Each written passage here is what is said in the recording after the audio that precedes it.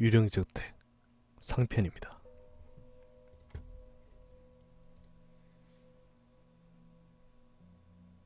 내가 고등학교를 졸업할 때까지 살고 있던 마을에 유령저택이 있었어. 번화가에서 살짝 떨어진 곳에 넓은 정원이 딸린 2층짜리 하얀 집. 그 집에 4명의 가족이 살고 있었어. 아버지는 대학 교수, 어머니는 상냥해 보이는 인상이었던 걸로 기억해. 그리고 나와 비슷한 또래의 딸이 2명. 집을 짓고 한 달 정도 지났으려나.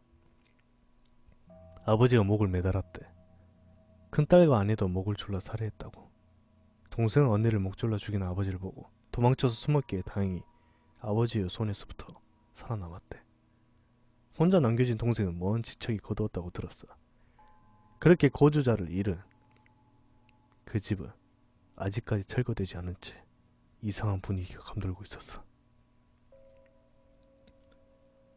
이게 내가 아는 유령저택이야. 고교 1학년 여름방학 때 같은 반인 K와 T 그리고 나 이렇게 3명이 유령저택을 탐험할 계획을 세웠지.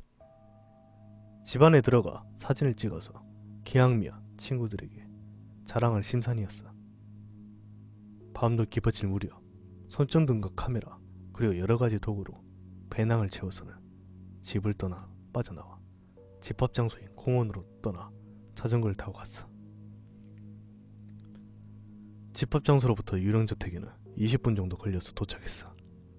마을 변두리에 덩그러니 서있는 하얀 집. 정원의 넓은 탓인지 밤의 흰색이 더욱더 빛나 보이는 탓인지 그것은 마치 마을과 동떨어지 다른 세계처럼 느껴졌어. 자전거를 조금 떨어진 곳에 세워두고는 아무에게도 들키지 않도록 신중하게 집 주위를 탐색했어. 문은 잠겨 있었고 1층의 모든 창문에 빈틈없이 판자로 가려져 있었어. 2층 창문에 판자는 없었지만 안쪽에는 신문을 붙여놔서 집안을 들여다볼 수 없었어. 우리는 남의 눈이 띄지 않도록 뒤쪽으로 돌아가서는 부엌문 가까이에 있는 작은 창문을 막은 판자를 제거하기로 했어. 그 창은 조금 높은 위치에 있어서 뒤쪽에 널려있던 큰 나무 상자를 몇 개인가 쌓아서 밟고 올라가 못을 뽑기 시작했어. 생각했던 것보다 간단하게 판자를 떼어낼 수 있었어. 창문을 통해 안을 들여다봤지만 깜깜해서 아무것도 안 보였어. 손전등을 켜서 안을 비춰봤어.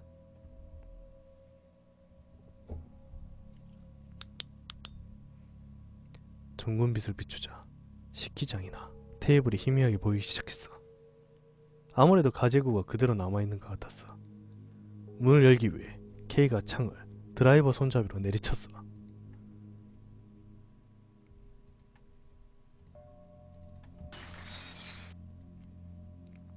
유리가 소리를 내며 깨지자 그 틈새로 K가 손을 넣어 창을 열었지. 창문은 좁아서 한 명이 겨우 기어들어가 갈 수 있을 정도의 크기였어. 흩날린 유리를 조심하면서 K에 이어서 T가 창문의 머리부터 기어들어갔어. 내가 마지막으로 손전등을 한 손에 들고 창으로 기어들어가 집 안으로 빠졌어. 그곳은 싱크대 위였어. 창에서 내려서자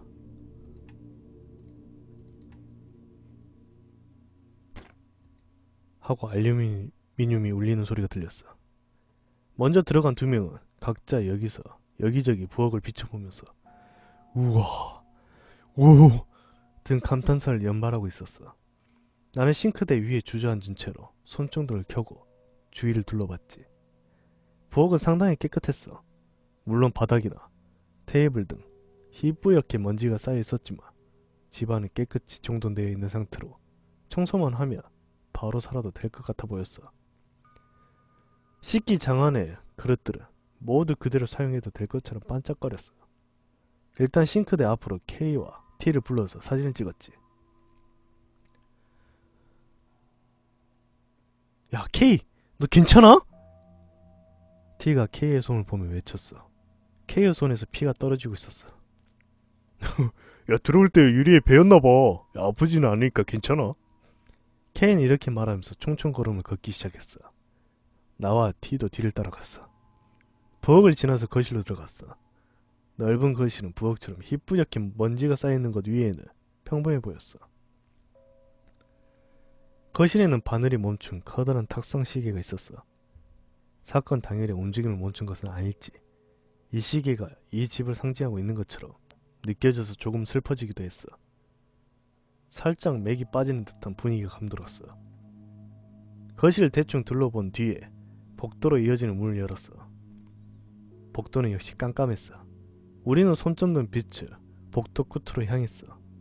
앞쪽 좌우에 문이 왼쪽에 1개, 오른쪽에 2개가 있고 그 안쪽에 2층으로 이어지는 계단이 오른쪽으로, 그리고 가장 안쪽에 현관이 보였어.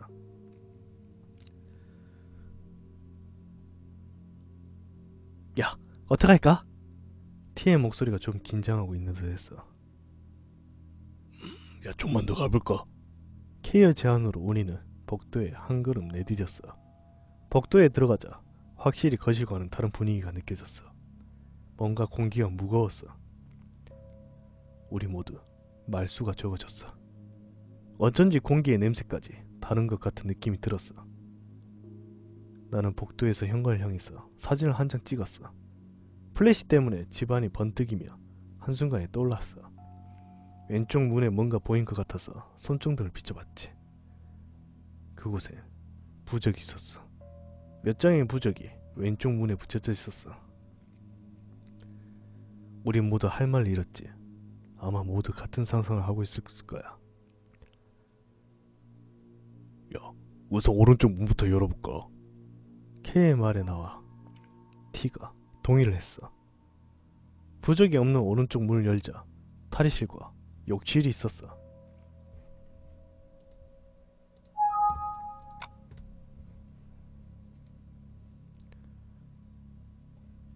욕실을 향해서 카메라 셔터를 눌렀지.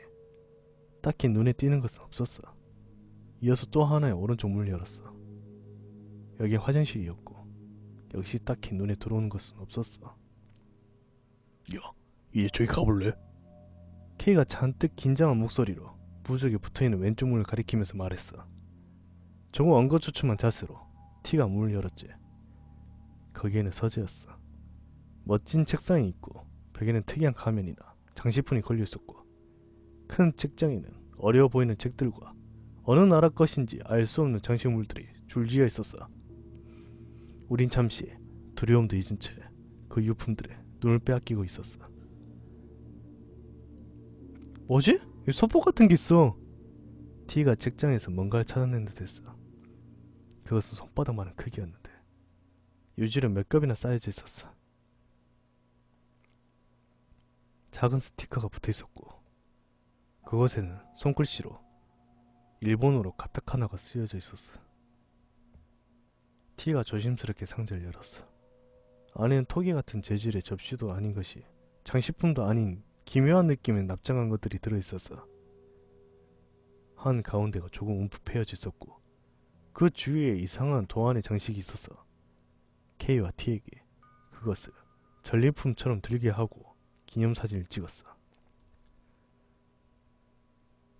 야! 피 묻히지 마! K의 손에서 난 피가 전리품에 묻는 것을 보고 T가 말했을 때였어.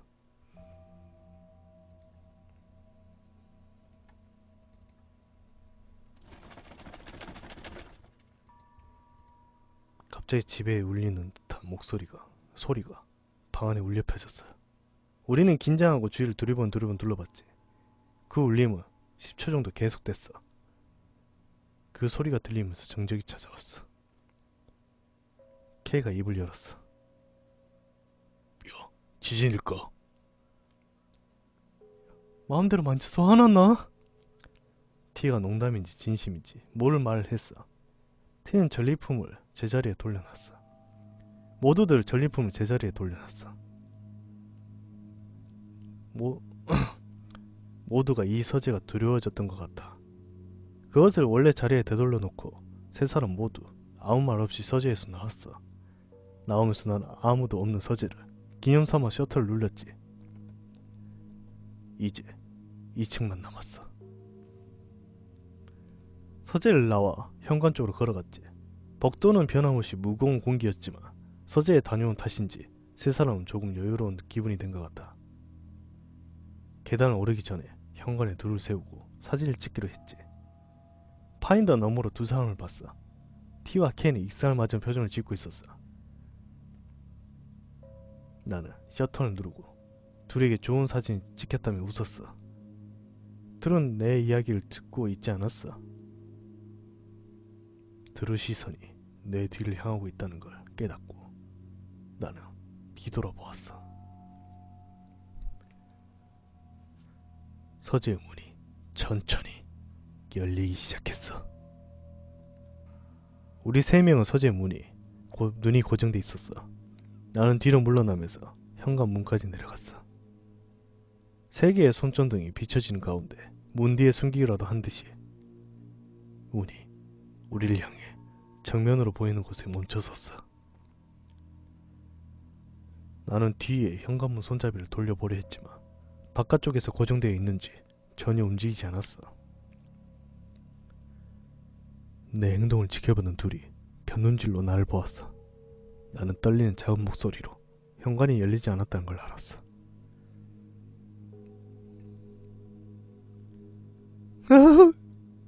눈을 다시 문 쪽으로 향했을 때 T가 흐느끼듯이 비명을 질렀어. 나와 K는 T가 비추고 있는 것을 보았어. 문 구석에 흰 손가락, 문을 잡고 있는 흰 손가락이 보이고 있었어. 우린 그대로 얼어붙었지. 너무 무서워서 꼼짝조차 할 수가 없었어. 다리가 후들후들 떨리고 힘이 들어가지 않았어. 모두 비명조차 지르지 못하고 문을 잡고 있는 손을 응시했어. 문에 변화가 나타났어. 손 위로 조금씩 검은 덩어리가 앞으로 나오기 시작했어. 우린 덜덜 떨면서 단지 그것을 응시하고 있을 뿐이었어. 그 검은 덩어리는 머리였어. 문에서 직각으로 밀어 올리고 있는 머리. 검고 짧은 머리카락에 이어 문의 그늘로부터 세로로 늘어진 눈이 나타났어. 눈은 인간이라고는 생각할 수 없을 정도로 크게 뜨고 보고 있었어. 으아! 눈이 보인 순간 K가 비명을 지르며 계단을 뛰어 올랐어. 그 비명의 신호라도 된 듯 나와 T도 함께 뛰어나가 세 명은 각자 비명을 지르며 계단을 뛰어 올라갔지. 사방팔방으로 흔들리는 손전등 빛을 쫓아 계단을 뛰어 올랐어. 내 손전등 빛에 잠깐씩 앞서 달리는 두 명이 비춰졌어. 두 명을 잃어버리지 않게 위해 필사적으로 쫓아갔어. K가 막다른 곳에 문을 열자 우리는 방으로 뛰어들어가 서둘러 문을 닫았어. 사태를 제대로 파악할 수조차 없어서 아무도 입을 열지 못했지. 등으로 문을 누르면서 방을 둘러봤어. 창문에 신문지를 붙여놔서 실내는 어두컴컴했지만 눈이 어둠에 익숙해져인지 손전등을 비추지 않아도 어렴풋이 방 안의 상태를 알아볼 수가 있었어. 안쪽 창가에 책상이 있고 위에 소품이 어지럽게 놓여져 있는데 오른쪽에는 벽장, 왼쪽에는 침대가 있었어. 방 전체의 분위기가 지금 상황과는 어울리지 않는 모습이었어. 우리는 숨을 죽이고 문 밖의 형세를 살폈어. 계단이나 복도 쪽에서 별다른 기척이 느껴지지 않았어. 숨이 막힐 정도로 고요했어. 얼마나 지났을까? 조금씩 안정을 되찾자.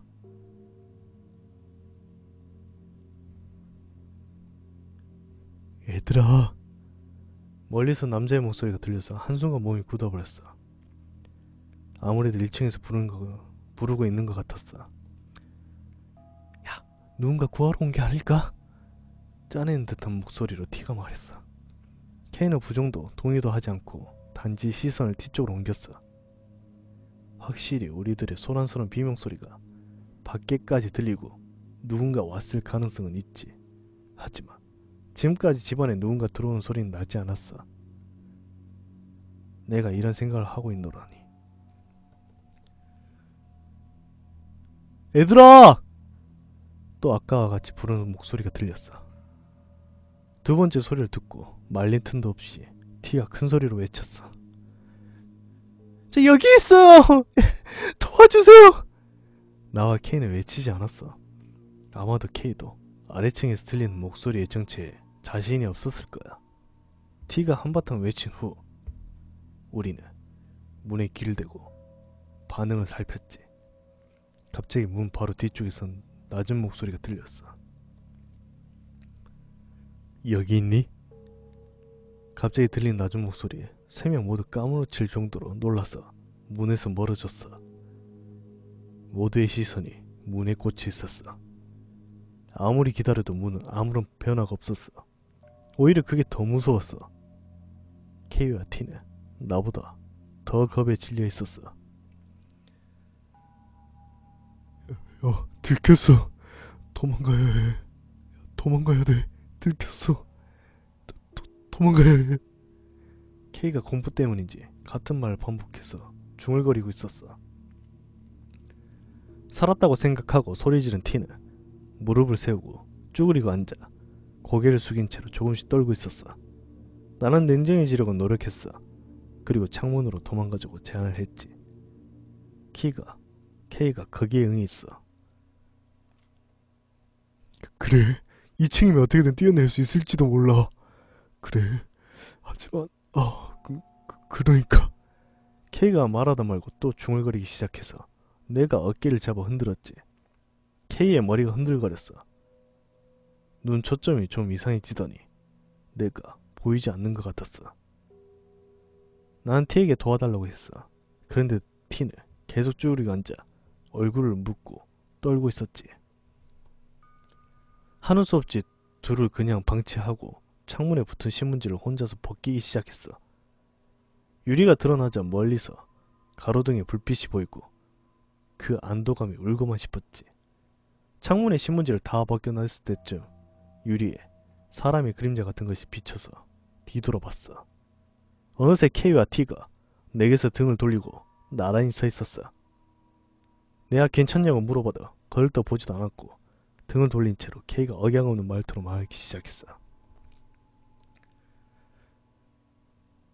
창문으로 그대로 내려가는 건 위험해. 그래. T도 억양이 없는 어조로 대답했어.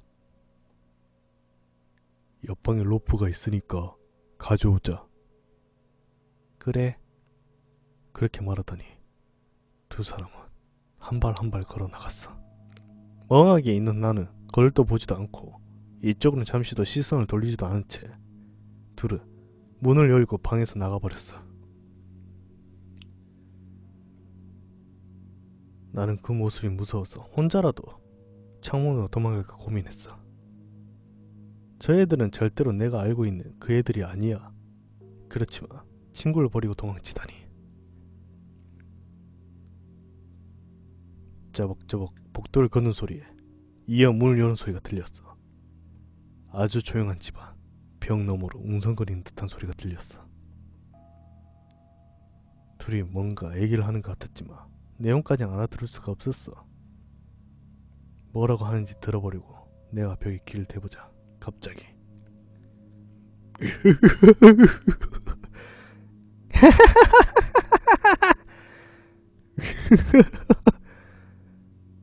둘의 웃음소리가 들렸어. 굉장히 기분 나쁜 소리였어. 나는 그 애들이 그런 식으로 웃는 것은 한 번도 본 적이 없었어. 나는 그 웃음소리를 듣고 혼자서 도망치기로 결심했지. 창문에 열쇠를 열려고 했지만 열쇠가 녹이 슬었는지 손가락에 떨리는 탓인지 잘 열리지 않았어. 그러자 옆방의 문을 여닫는 소리가 났어. 당황해서 유리를 두드려 봤지만 유리는 깨지지 않았어.